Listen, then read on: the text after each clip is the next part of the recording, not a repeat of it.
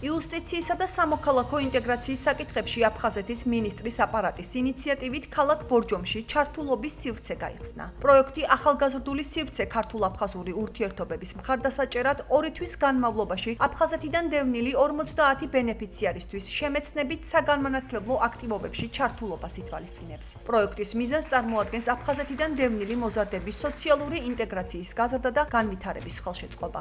გახსნის ღონისძიებას იუსტიციისა და სამოქალაქო ინტეგრაციის საკითხებში აფხაზეთის მინისტრის პირველი მოადგილე თემურ გასვიანი და მოადგილეები მარინე გითოლენდია და ბორის გაბუნია. ბორჯომის მერის მოადგილე გიორგი ტაბატაძე ესწრებოდნენ. პროექტის ფარგლებში ქალაქ მცხეთაში ასევე ექსკურსია ჩატარდება.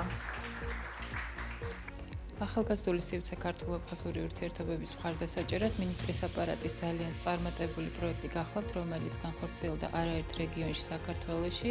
პროექტის მთავარი მიზანია სამოქალაქო ინტეგრაციის გაზრდა და ამ ახალგაზრდების ჩართულობა სხვადასხვა შემეცნებით და საგანმანათლებლო ღონისძიებებში. ამ 2 თვის მანძილზე შეძენილი ცოდნა და უნარები მე დიდი იმედი მაქვს, რომ დადებით გავლენას იქონიებს ამ ახალგაზრდების პერსპექტივებზე მომავალში. ვფიქრობ, ეს პროექტი ძალიან ბევრ რამეში გამოგვადგება, არა მარტო მე, არამედ ჩემს თანატოლებსაც და თუნდაც ჩემზე პატარებსაც, რომლებიც ამ პროექტში მონაწილეობას იღებენ.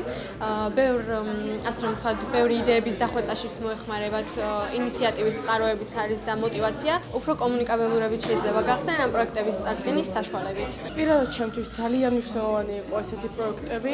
ასეთ პროექტებში ყოველთვის ვიღებ ხოლმე მონაწილეობას, იმიტომ რომ მადგება კომუნიკაციისთვის. საჭიროა ძალიან. ამ 2 დღის განმავლობაში ძალიან ბევრი მეგობარი გავიჩინე და მივიღე სხვადასხვა აქტივობებში მონაწილეობა.